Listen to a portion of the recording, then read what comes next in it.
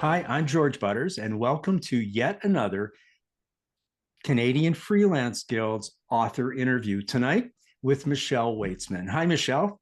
Michelle's joining Hi. us from Toronto, Ontario.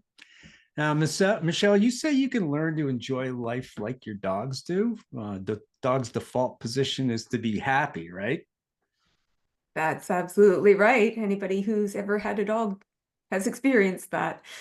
So, you brought together the latest research from dog behavior experts and leaders in positive psychology, and you reveal some easy changes that we can make to level up our happiness today and make it last. Yeah, I'm ready to Yeah. dive in. Okay. So, you're a plain language consultant, a trainer, a writer, editor. You're also the author of, here's a list: Be as Happy as Your Dog, 16 Dog Tested Ways to Be Happier Using Positive Tech Psychology, as well as Sex in a Tent, a wild couple's guide to getting naughty in nature, Moon, Living Abroad in New Zealand, and Psychic Animals, Superstition, Science, and Extraordinary Tales. Before your freelance career, you worked in TV production and corporate communications. You lived with your husband and two mixed breed rescue dogs, Marlowe and Nuka, That's right. in Toronto. Pardon me? I got it right? Yep. All You right. got it right. I got it right. Okay. So clearly animals have played a role in your life. Could tell us a little about that, please, and then tell us about your dogs, your two rescue dogs. Sure. Um, I'm an animal lover from childhood, always loved animals, and grew up with dogs. We had a dog from the time I was about three. And then when that dog was gone, we got another dog. And I always kind of knew I would eventually get a dog, but I also kind of like things like traveling. And I lived in a tiny condominium for about 10 years. So it wasn't until my husband and I, um, were in a position to buy a house with a yard and all that sort of thing and settle down for a while, that we got our own dogs. And there was never a question we were going to rescue dogs from a rescue group. That was always our intention. So, what inspired you to write "Be as Happy as Your Dog"?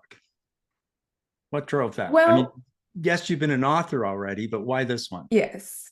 Why this one? So I think most dog people will know, you have these moments where you look at your dog and they're super excited because you came home, or they're super excited because they're going to get dinner.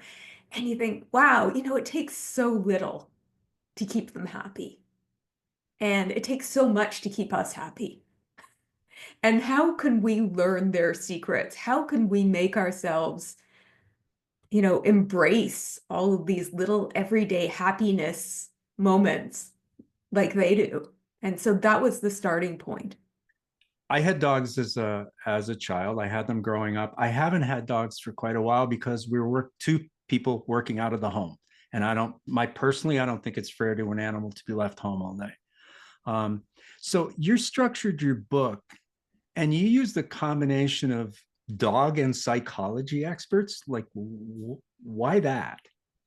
So when I set out to write this book, it started as, in my mind, almost a dog version of everything I need to know I learned in kindergarten, right? That from decades ago now, I guess. But this idea that if we just analyze what dogs do, we can learn what we should do. But I wanted to get it right, and I wanted this to be practical and useful for people who read it, and not just cute. It is cute, but not just cute. So I started with writing out all the things that dogs do that I thought, we could take lessons from. But then I wanted to make sure I understood why dogs do these things, and that I wasn't reading my own, interpretations into it that weren't real. Um, and, anthropomorphizing dogs and pretending they're little people because they're not. So I wanted to talk to dog behavior experts, and I was lucky enough to access some very good ones. The ones I couldn't talk to personally, I read their books and their studies to find out really why dogs do what they do. And we've learned so much more about it in the last 20 years or so. There were a lot of assumptions about dogs before that that have turned out to be untrue. Nope, you're still on mute. I turned it back on again. An example or two.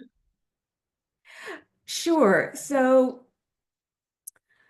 for example, I have a chapter, and each chapter is named after something dogs do. One of the chapters is called Wag Your Tail. And that's all about, celebrating things that are good and sharing those things with people, sharing your good mood with people. Yeah, wagging your tail. We don't have them, but that's okay. But dogs only wag their tail when there's somebody there to see it. Dogs don't wag their tails when they're alone. And most of us have never thought about that because obviously if we see a dog wagging their tail, they can see us. But they don't, it's a form of communication. It's not an automatic thing that they just do when they're happy, that they're telling you they're happy. Okay. So tell me, you talk about a baseline of happiness. So what is that? So the advice in the book comes from a field of research called positive psychology, which is a fairly new field, started around the 1980s. And it's a field that says, okay, we've been studying psychology for 100 years or so. We've been looking at psychological problems and how we can help people with those psychological problems and treat them. But we haven't looked at everyday people and how they can maximize their mental well-being, their psychological well-being. If there happens to be nothing they need cured.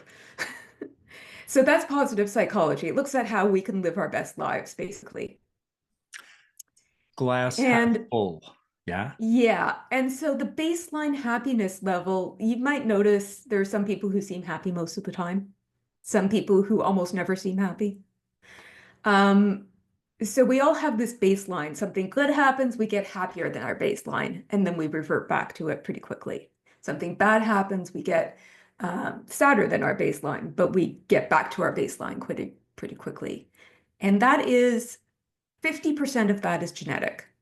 You can't do anything about it. You just inherit that. Another 10% of it has to do with your circumstances. So your job, your home, your wealth, your who you're surrounded by, what you're surrounded by. Do you live in a war zone or a suburb? So that's 10%. Most people think that's everything, right? You think, oh, if I had a great job and a great spouse and I lived in a nice house, I'd be happy. But it turns out that's only a small factor. And we adapt to those things really fast and go back to our baseline. So that's 50% plus 10%. So that leaves 40%. 40% of your baseline happiness is determined by your attitude and your actions. And that's the 40% that the book addresses. What can I actually do to up my happiness?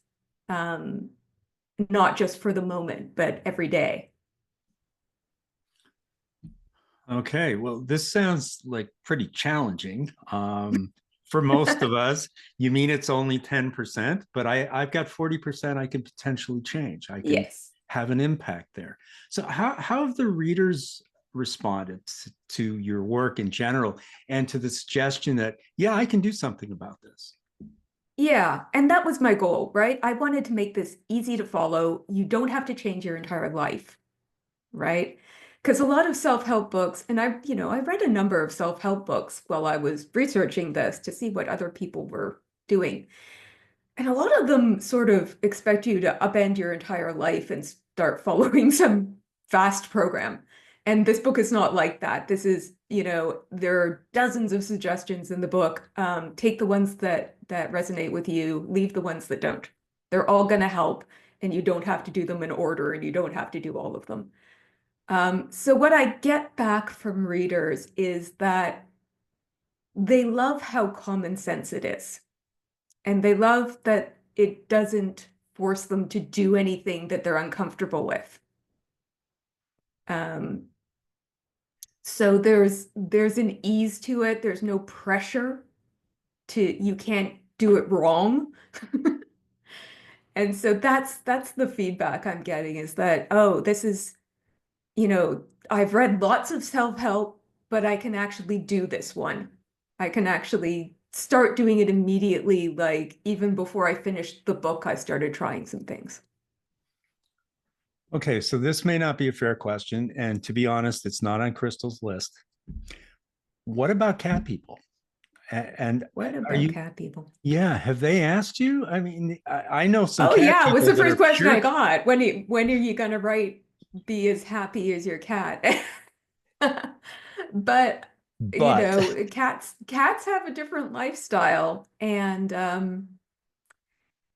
they don't have the same compatibility with human characteristics. I don't think we would be happy with a cat's life. interesting. Wow. But humans and dogs have co-evolved for tens of thousands of years, and we have picked up each other's characteristics to some extent. Well, So I think that's why it works for dogs and maybe not so much for not for cats. cats. No, I just had to ask that question because I know somebody's going to say, you can ask her about cats. Well, okay, we've done that. Let's talk a little bit about the publishing journey. You are an experienced author, and one of the things that everybody comes to if they push through with this is, are you going to self-publish or use a traditional publisher? Tell us your point of Yeah. view here, Michelle. So all of my previous books were with some sort of traditional publishing, various kinds of traditional publishing, but they were all, done through a publisher, and I got my advance or whatever, and so on. This one I wasn't sure about, partly because the publishing landscape has changed in terms of who they're looking for as an author. Being an experienced author is no longer enough in a lot of cases, because I'm not an experienced self-help author. And so they would say, well, why you, right? You don't have, you're not a psychology expert. You're not, and you don't have 100,000 people on your Instagram account who will buy your book, which is another thing they're looking for. So it was going to be a hard sell for me to get this through a traditional publisher, because self-help is a hugely crowded market. So I thought, if I really want to get this out there and get it out there my way, self-publishing might be the way to go with this, self-publishing or hybrid. So this was your first self-publishing venture? Yes, it was. Well, okay. So you went into this knowing it was going to be difficult, knowing that you were in a busy segment, but you went ahead and did it anyway. Yeah. Yep. Uh, just because was like, this is, if I'm going to get this done, I'm going to do it myself. You were there. Yeah, I had a couple of years before I actually sat down and wrote this book. I had come up with the idea and the concept and sort of fleshed it out a little, and I sent it to the agent I was working with at the time, who had been my agent, at least in name, since my first book. And he sort of didn't respond. I was like, that's odd. And then, I sort of nudged him, and he's like, yeah, I'm going to have a look at that. And the lack of response from him was a response to me. It's like, he's not excited about this. He doesn't think he can sell this. Interesting. And that was part of the nudge towards self-publishing. And also some other people around me sort of thought, yeah, you know, if this takes off, you really want to own it. You want to have all the rights. You want to be able to control what happens with this, You which is clearly another have a factor. great title. And yet, were they I liked looking it. at, yeah, were they looking at the title? Were these people thinking, saying not interested? Were they thinking about the title, or was it just about you're not self-help? This has been, You know, and to be honest, I didn't do a lot of pursuing it as a traditional, down the traditional route. I just sort of made the decision. I might have been able to sell it to a traditional publisher, possibly a smaller one. Um, I don't think a big one would have gone for it because I'm not a known name, but it's possible I could have sold it traditionally, and maybe that would have been the better way to go. I don't know. I'll never know. yeah, no, true enough. Okay, so let's talk about some of the process of getting the book together. Lovely cover. Who did the Thank design? you.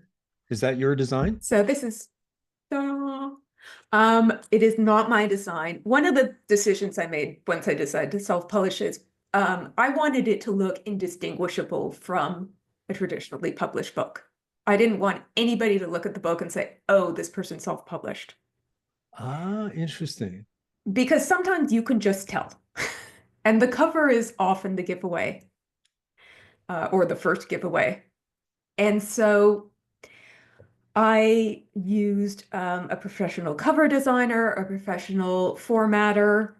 Um, I got a manuscript evaluation from a trusted editor. I got it copy edited. I got it proofread. I, you know, wanted this to be a professional looking sounding book. Right. So the cover, I actually held a cover dog contest. I love it. That was part of my pre-launch publicity. I held a cover dog contest and people could upload pictures of their dogs and other people could come on and vote for their favorite dog. And it was good fun. And so the dog on the cover, whose name is Meatball, this is Meatball. He was one of the entries in the contest, and then I used several other of the entries. Some of them ended up on the back over there, and some of them are on the inside. I have a chapter opener picture for each chapter. So I was able to use more of the dogs, and everybody was very excited to have their dog in the book, even if they didn't win. But they still bought Yeah, a book. I hope so. I hope so. You would think, yeah. Yeah, and then the prize was that I donated to the winner's dog rescue of choice. Brilliant. Very nice. So, Very nice. so that's the cover story. And then I worked with a lovely designer out on Vancouver Island. Her company's called Fresh Designs, and her name is Michelle Fairbanks, and she did a wonderful job and was really responsive to my suggestions. And yeah, I would work with her again in a heartbeat.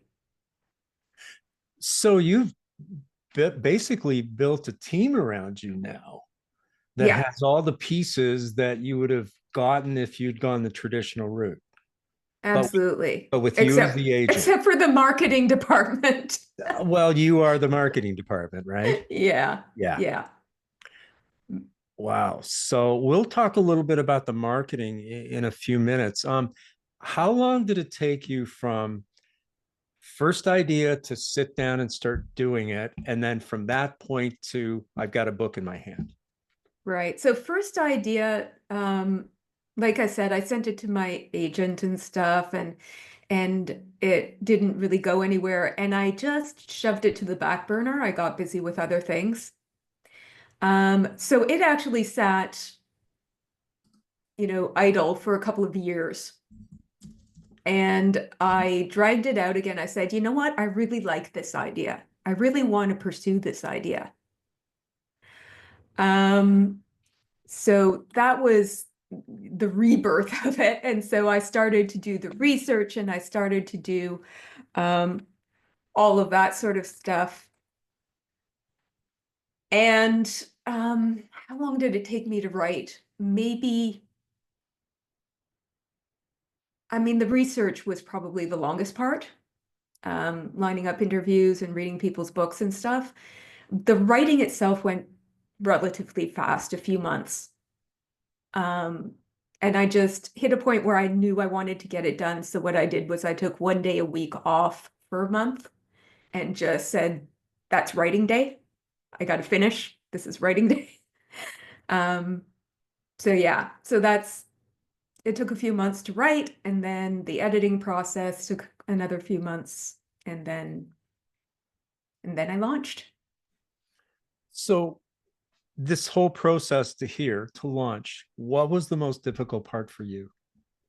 Um, the most difficult part, I think, just navigating the process of publishing. So the figuring out where to publish it, what platforms, and um, all that sort of stuff. The technical end, I guess, of distribution and figuring out what to charge for it. Funny you mentioned that. Let's talk about money a little bit because this is often a very Yeah. difficult Mm, topic for writers, as we know. mm. Um, did you set a budget for self-publishing? And if you did, how did you come to that? Yeah, I didn't set a budget per se, but I knew, as you know, because I work as an editor, I know what editing costs. Um, and I knew what it was worth to me. In the end, editing and formatting and cover design all together came to about $4,000. Which is not nothing. It's an investment, but I've spoken to people who went with, hybrid publishers who offered them a package and blah, blah, blah. And those can range from like 10 to I've heard about 30,000 to publish your book for you.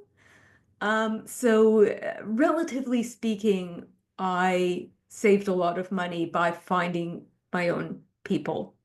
And I was very fortunate that I'm well connected in, I've been an Editors Canada member for years and years, and I know some wonderful editors, and I knew which ones had dogs and would be into it. Um, so I was able to assemble a really good team. The only people I had to find from scratch were my formatter and my cover designer. Okay, so you ended up getting printed. You don't run a print shop. So No. you've got this book, it's all put together, it's got a beautiful cover, you're ready to go. We'll talk a second about putting the price on it, but Mm. what about that print part? Right. So there are two ways that people generally go with this. Either they go exclusive to Amazon through KDP, which is their publishing um, print, imprint, or they want to go wider than that and they go with something called Ingram Spark, which is a publishing platform for self-publishing, and it's print on demand. So they distribute to a huge list of booksellers, including Amazon and Indigo and Barnes and Noble and Books a Million and bookshop.org and all that stuff. And that's So what I it's decided to do. right. So it's basically a gateway to the Yes. rest of the industry, but you're going to pay a price to get through the gateway, right? Yeah. Yeah. So there's a small cost to upload to them, $50 or something. But then they take a cut, right? Well, obviously there's a cost to having your book printed. So every time you sell a book, they take the printing cost, and then they also take a distribution fee. So so you end up getting more than you would with a traditional publishing royalty, but not as much as, if you printed it yourself, I guess, with a large printer or whatever. So yeah. And apparently you get a little less from Ingram Spark than you do with Amazon. Right. Okay. So there's a price on your book. Mm. How did you get that? How did you get the price? Because that's a real challenge for anybody selling. Yeah. Yeah. And again, I didn't want my book to stand out as amateur, right? So what I did was a lot of comparison. What are the other books in my category of a similar length, and what are those priced at? And I wanted to have similar pricing. I didn't want to be the most expensive book on the shelf. I didn't want to be, but I didn't want to be outrageously cheap either, because that often signals poor quality. People are suspicious of a book that's 99 cents. Yeah, of course.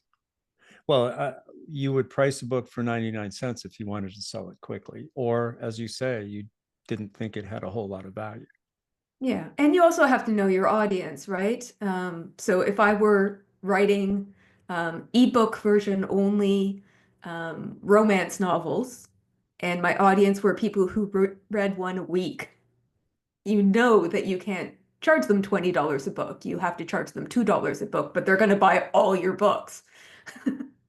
Yeah, of course. So there's that balance. What about deciding the price between the digital edition and the print copy? How did you navigate that? Again, it was pretty much looking at the other books, the comparable books, and saying, okay, how did they price? And Ingram Spark has a little calculator where you can put in different prices, and it'll show you and the details about your book, how long it is, and blah blah blah. It'll show you what the printing cost is going to be that you have to cover. And then it'll show you for various markets what your royalty will be if you sell one. So you can see and you can decide, am I happy making $2 a book in royalty? Or do I want to hike up my price and make $5 a book in royalty? So Right. you can preview that before you decide. So they're giving you aggregate data from all Mm. the books that they're selling and saying, here's what the No, landscape no, looks it's like. just No. it's their calculation of here's how long your book is, here's the paper Oh, quality I see. you've chosen and all that. This is what is going to be left for you after we take off all the fees. Gotcha. So the idea is not have that be zero. You want Not that have to that be, be zero. that needs Yes. to be a positive number. Okay. Yes. All right. So this sounds like royalties are a little more complex than I thought they might be. Yeah. Um, Yeah. uh, so are you happy with the royalties that you're getting? Um, look, I'm not making a fortune. Um, but also I haven't been pushing hard on the marketing. I haven't invested a lot in marketing because I'm not convinced of the payoff. Interesting. Um, and it's one of those really hard decisions, right? You can't sell books unless you market them. But if you throw thousands of dollars at marketing and you make hundreds of dollars in royalties, then you were better off not marketing. Yeah, true enough. And with self-publishing and with digital books, you're not sitting there with a garage full of unsold books either. No, You've already paid. no. Okay. Yeah. So what I did to try and, increase my payoff, the first thing I did, and you can see behind me, I created a workbook to go with the book. And I did that for no additional cost. I designed the pages myself in Canva. I adapted the cover designer's design and kept it. And so that cost me no additional money, but every once in a while I can sell one and get a little more. And then I created the audiobook, which we can talk about if you want to, but it's a whole other beast. Well, that's interesting that you decided to take on that challenge. Well, you have experience in broadcasting. So did Yeah, you voice it? I did voice it. I did everything. Except for the cover, which the cover designer had included in her package. Beauty. But I voiced it. I recorded it myself at home in this microphone. I did all the editing. I did all of the production to make it meet the standard. Excuse me. And the standard is fairly finicky. If you want to get it sold on Audible and Spotify and all those places. And I uploaded it to Audible and to Spotify and to a company called Find Away Voices, which is owned by Spotify now. But they send it to, again, like in Ingram Spark, they're a distributor, and they send it around and make it available to everyone. So So it was lots of work. I was going to say, Michelle, if you were to do this again, would you do all of those different pieces? Would you do the audiobook? Would you do the workbook? Would you do that yourself?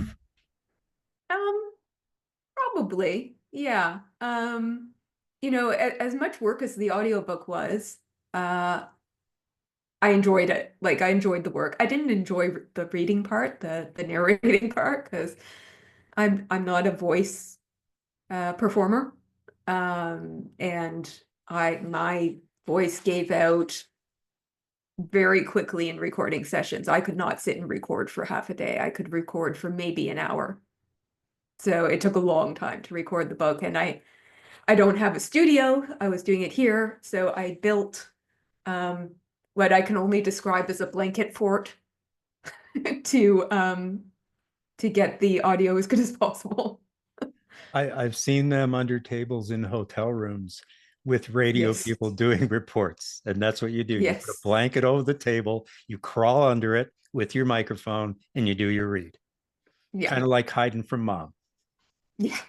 But it Brilliant. was fun. I enjoyed the editing because I hadn't done any of that for a while. Well, so you've got some book blurbs, right? How do you get those? Mm. I And wrote my own good book ones.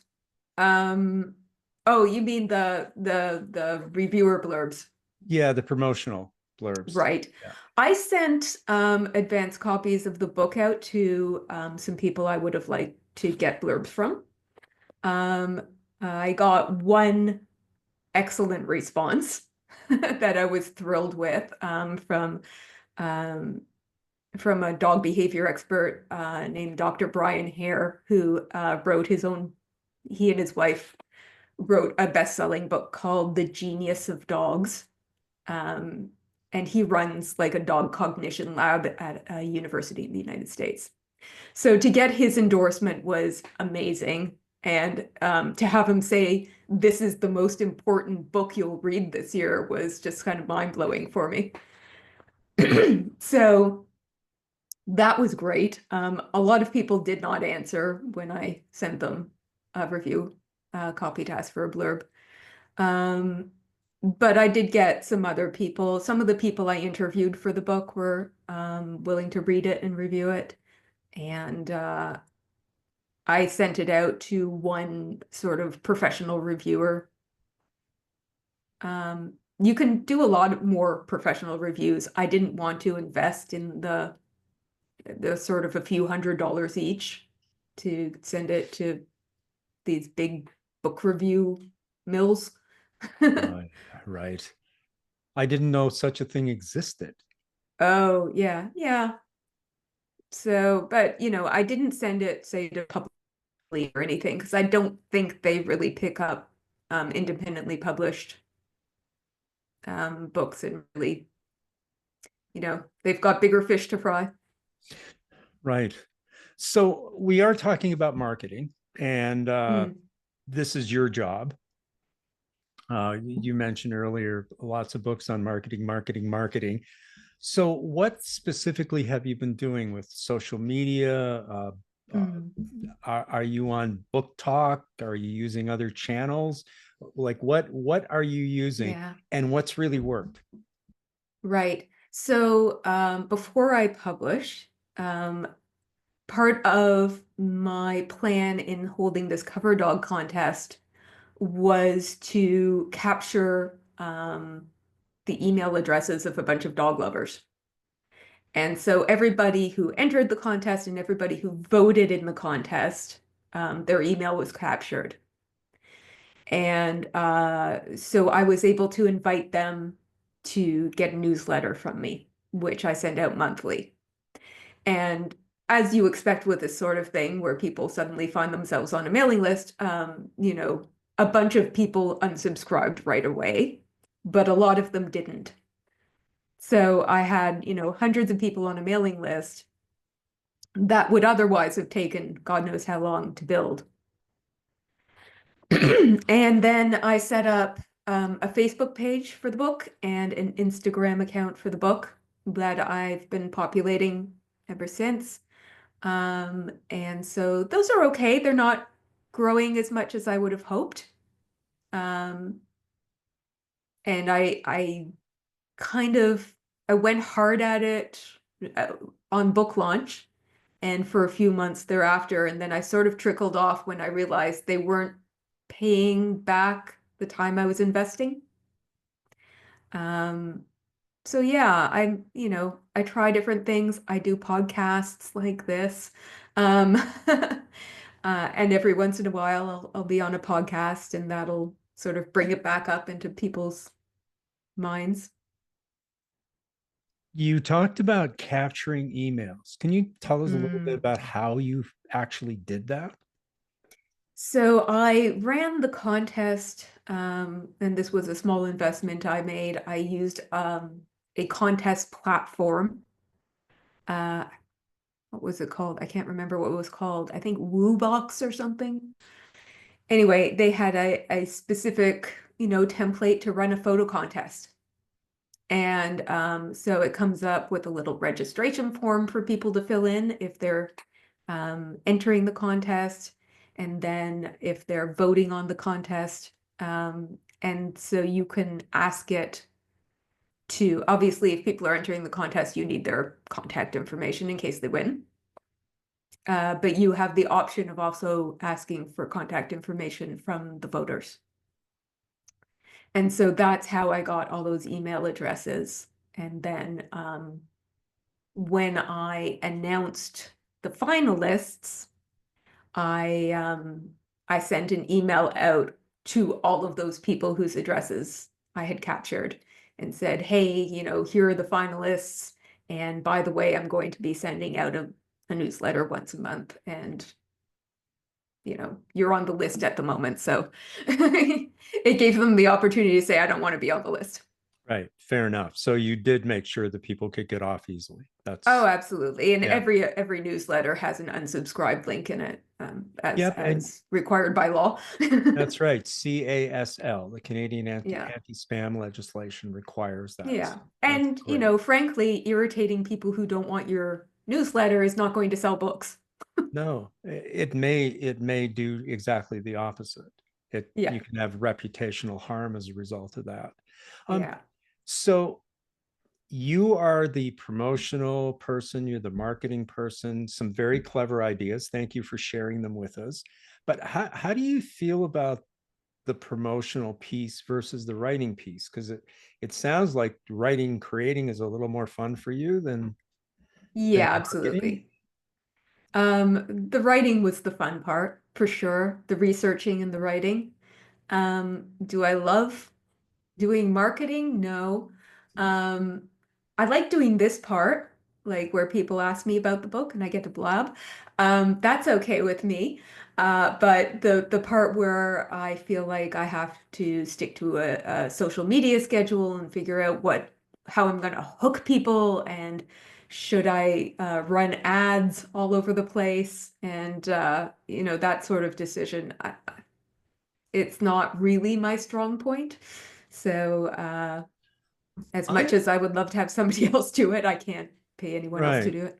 But I'd maybe a little argue back on that. I think the ideas I've heard from you tonight suggest thoughtfulness, cleverness, having a contest that ends up getting people to buy your book is like, that's pretty clever, you have to say. And we do have a request. How do we get your newsletter? Oh, Can you so if drop you that in the go, chat, or I can send it out to everybody, however you sure. want to do it? The book has a website, which is beashappyasyourdog.com. Okay. So the newsletter sign up is right on there. All right. Plus, I post the old newsletters on there, so you can read all the old ones. The newsletter, if you're curious, is called Dogs and Happiness. And it's a very simple, short newsletter. I'll give updates if I've done recent interviews or something, but then there's always one article about dogs, some sort of interesting tidbit about dogs and dog cognition and dog behavior. And then there's always one article about positive psychology or happiness tips or something. So it's on theme. Is it fair to say that it's light? That it's It's very lightweight? light. Yeah. I Yeah, mean, it takes, 5 minutes to read maybe. right. Exactly. And then I do special offers in there as well. I had an offer for Christmas before Canada Post went on strike, where if somebody bought 2 copies of the book, they got a free workbook and that sort of thing. Ah, wow. Yes. Before Yeah. Canada The Post went on the strike. postal strike was pretty brutal for anybody who was hoping to mail out things to people for the holidays. Yeah, pretty. Yeah. Well, that was the point. I mean, that was Yes. the Yeah. point of doing Yeah. it, and the maximum It was, pressure, right? yeah. So I actually, somebody ordered 3 books from me to give as gifts. Ah, And I packaged them up and I dropped them off at the post office, and the strike started the next day. natural. Yeah. But she did get them before Christmas. Oh, awesomeness. Oh, that's great. Yeah. Yeah. Wow. So, is there anything you would have liked to tell Michelle before you started this self-publishing journey that she needs to know from you now? Um, yeah, I guess don't overestimate how many books you're going to sell. I mean, I think every self-publishing author has these visions of selling thousands and thousands of books. And then they're I mean, I have surpassed the average of self-published book sales, which I believe is 250 copies. So That, if that's you the start average, doing the math, that's the average. So if you start doing the math on the $4,000 I invested, right? At $2 a book, um, at anywhere from two, well, see, it depends because I've also been right? selling the books at like fairs and things directly. Right. Um, and when you do that, you get a much larger profit margin. You're really just paying for printing and shipping, and then you get all the rest of the money. So if I sell a book myself, I make about $10, $10 to $12. But if I sell it via Amazon, they get, a 55% wholesale discount on top of the printing cost and everything else.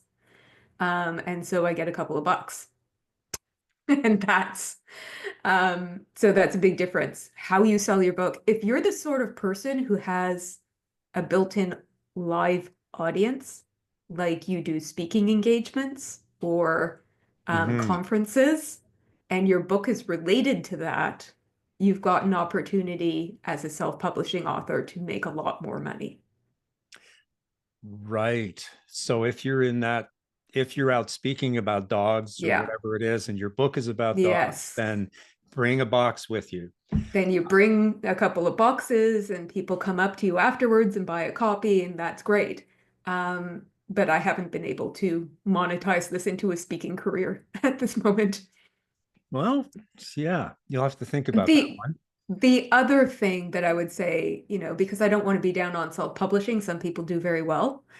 If you are a sort of person who's going to author 3, 4, 5 books a year in a niche, like if you have a theme and you have readers who are loyal to you, you can do very well as a self-publishing author because people will just keep buying the next in your series or the next that you come out with, and the upfront investment gets spread out.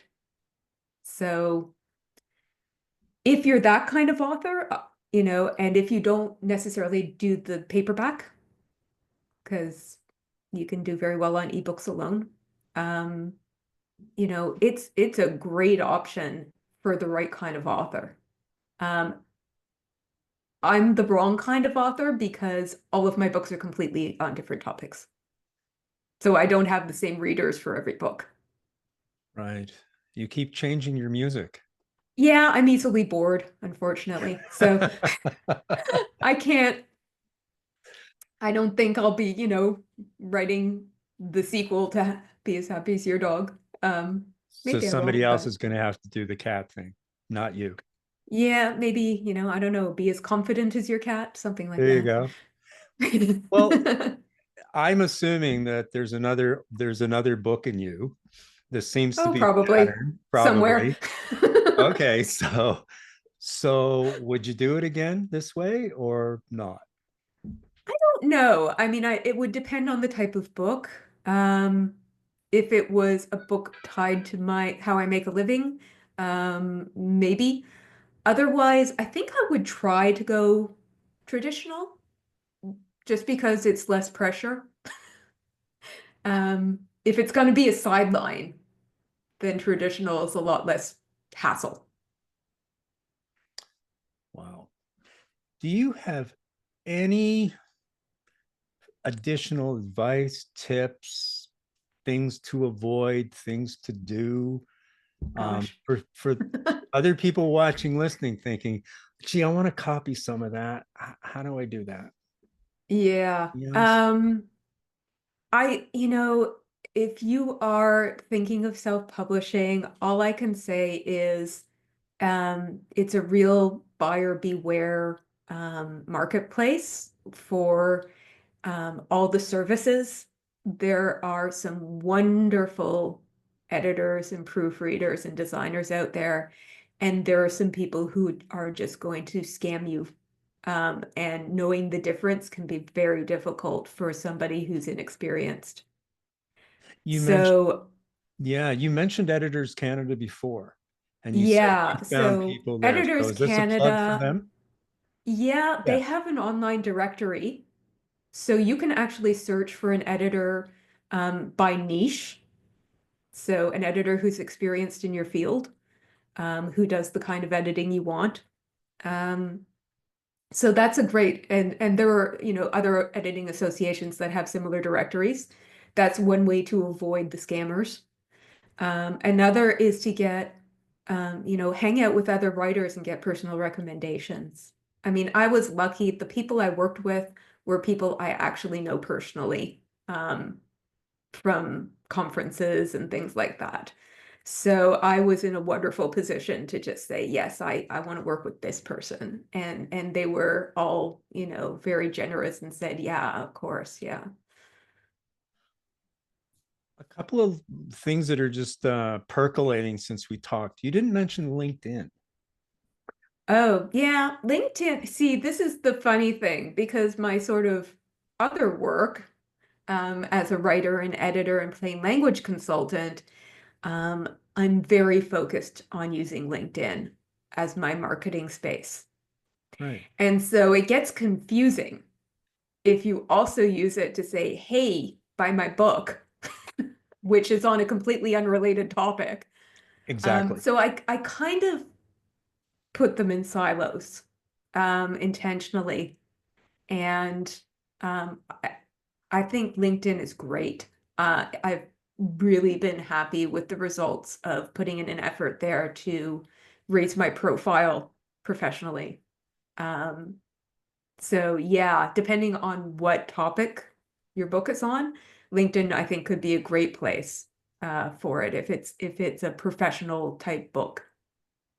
But I'm getting the message from you, which is don't mix your message. Yeah, That I there's a mean, social danger there. media, you have to understand how people absorb social media, right? They don't want anything complicated. They're scrolling. So if they don't understand who you are in 10 seconds, you've kind of lost them.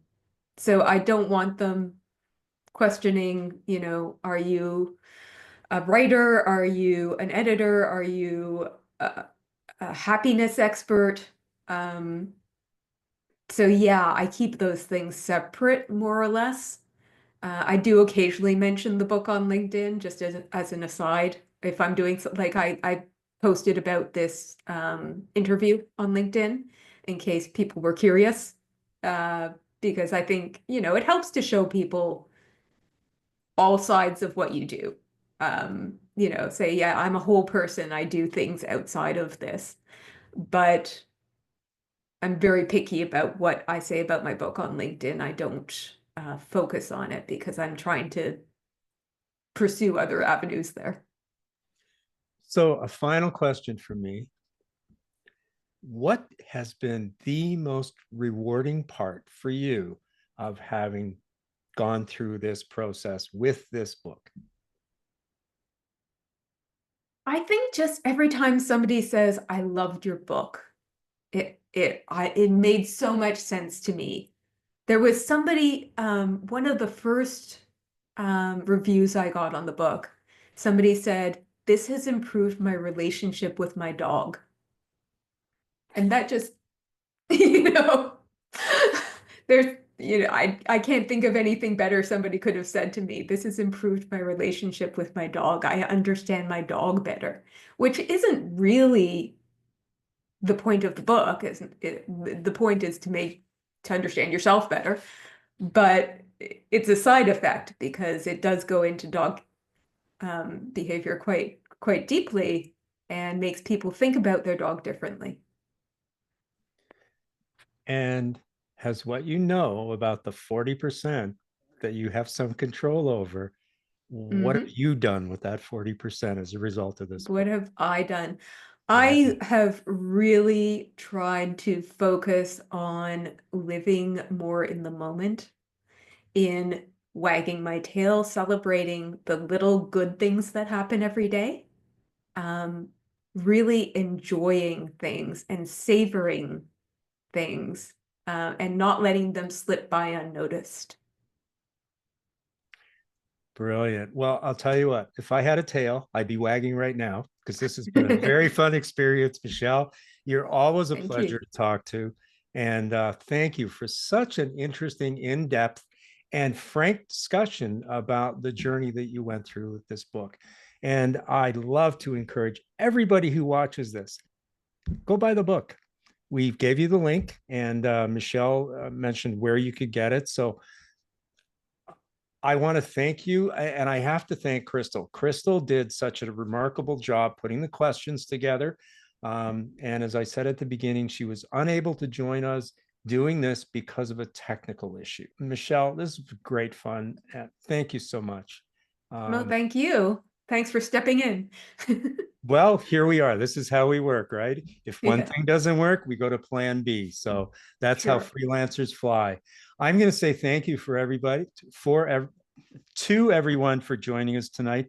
My apologies for the mix up with the timing. Well, you got an announcement that was wrong, which was corrected, but I'm not sure everyone got it. But I'm really glad we had this conversation.